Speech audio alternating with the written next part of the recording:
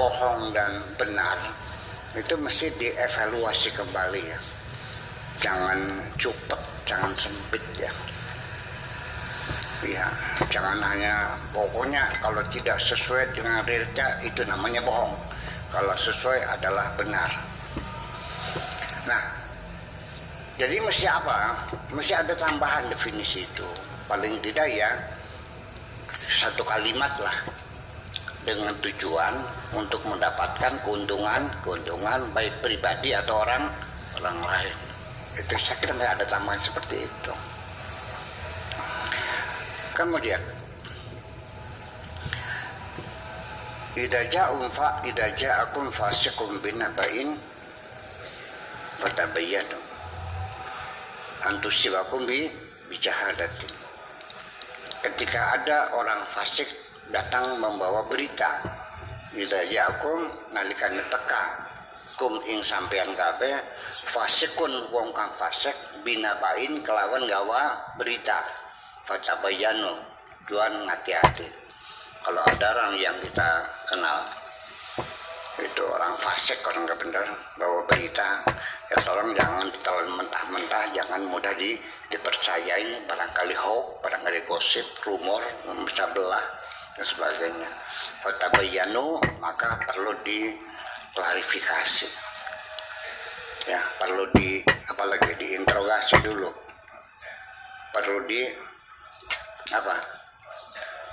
cross check dulu dan sebagainya. Itu barangkali beritanya dusta. Nah sekarang yang jadi masalah itu mas bagi saya sudah lewat. Bukan merendahkan firman Tuhan ya, artinya ternyata benar ya deh. Jadi untuk membuktikan kebenaran berita kita cross check, kita interogasi, kita apalagi ya, klarifikasi dan sebagainya. Iya, dan metodenya berbeda-beda ya kan.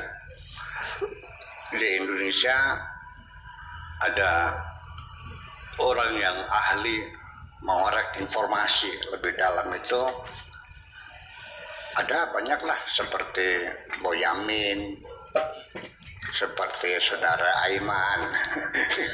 Itu kan paling pintar mengorek persoalan itu sampai seakar-akarnya itu semuanya, yang bisa dari berbagai sumber masih pintar banget kan.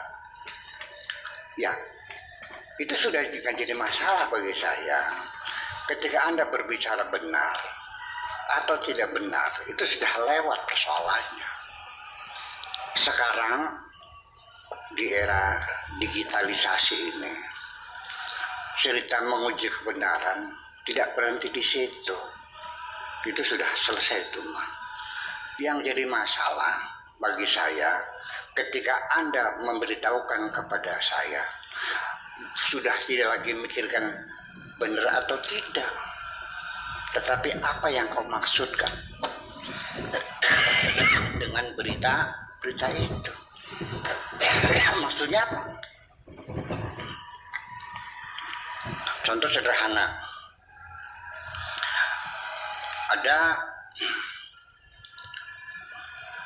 tetangga anaknya dilamar, anak perempuannya dilamar oleh seseorang ya hartawan, orang kaya raya. Ini tetangganya nih ngoncok, apa ngoncok tuh? Angel bahasa Indonesia ngoncok. Ya, digeruduk rumahnya, memberitahukan, Pak, Anda salah pilih. Itu tetangga saya katanya lamar, iya salah pilih. Itu sudah pernah hamil 2 kali loh Pak. Ngomongnya pernah kok.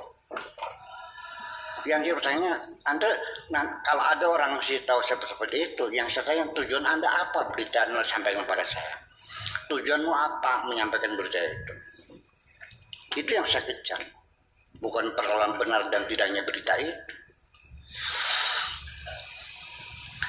Ya, kantor berita dunia yang paling akurat, semuanya didukung oleh fakta dan data. bahkan sampai interview juga difoto, direkam, semuanya ada, datanya semuanya lengkap. Itu BBC London. Ya, saya mulai akrab dengan BBC London tuh sejak tahun 80-an lah. Setiap pagi tuh sebelum pergi kantor gue bisa dulu, beritanya akuratnya tinggi, mendetail, betul semuanya, nggak ada fakta semuanya kok. Terus bohong nggak? Enggak dong. Orang Inggris nggak bohong, jujur kok. Dalam artian definisi di kitab kuning itu yuwafiqul waqi', bahwa shadiqun ma yukhalifuhu fahuwa kadzibun. Sesuai dengan realita, berarti berita itu benar. Kalau tidak sesuai namanya bohong. BBC London itu beritanya semuanya lengkap, didukung dengan fakta, dengan statistiknya, dengan akurasi yang tinggi, wawancara pun direkam semuanya. Terus yang jadi masalah bukan sekedar menyampaikan berita. Di balik itu ada tujuan yang lebih utama, yaitu membangun public opini. Paham nggak? Ya, terus tiap hari dikabarkan berita-berita itu, terjadilah pemberontakan di negeri itu. Ya, terbelah negaranya.